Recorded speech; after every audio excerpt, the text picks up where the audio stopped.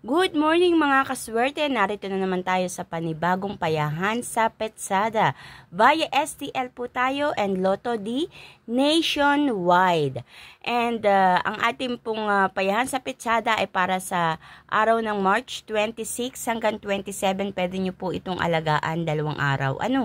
Kasi minsan hindi lumalabas ang mga numero sa mismong araw, sa sunod na araw saka ito lumalabas. So narito ang ating lucky numbers at birthday code. Ayan, sa lahat ng mga nagdiriwa ngayong araw na to, March 26, ay happy birthday po sa inyong lahat at narito po ang inyong napakaswerteng birthday code.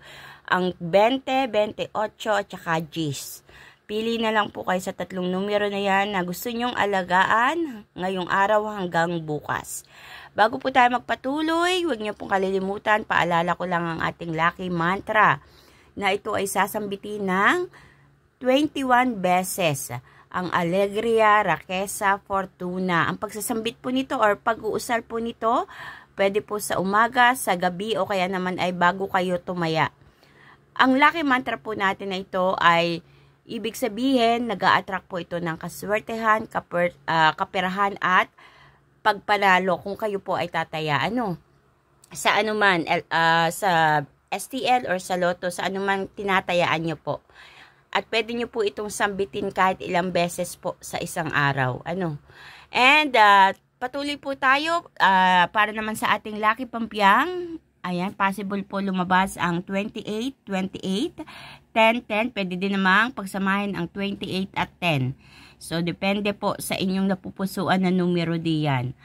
Balik tayo dito sa ating lucky numbers. Ayan, payahan sa Petsada, Pinaya at Sinumada. So, ito ni Rumble ko na ito mga kaswerte ha. Kasi ang lumabas kasi 1725 nung kinalculate ko. Pero nag-add ako dito ng mga ibang numero na kinuha natin sa payahan. So, narito ang 17, 9, 28, 20, 25, 10, 14, 7, 19 to 18. Nagdagdag po ako ng 39 at saka 40 kasi sa ibang lugar po ay merong 39 at 40.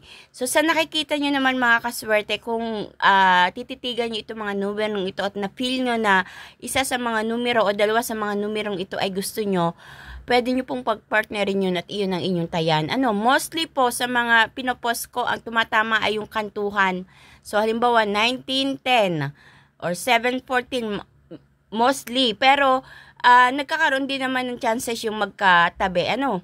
Katulad ng 2025, 17.9, or kaya 228. So, depende po. Titigan yung mabuti at kung alin yung mga napupusuan yung mga numero diyan, yan po ang inyong kunin. Pwede nyo rin po itong tayaan sa ating Lotto D.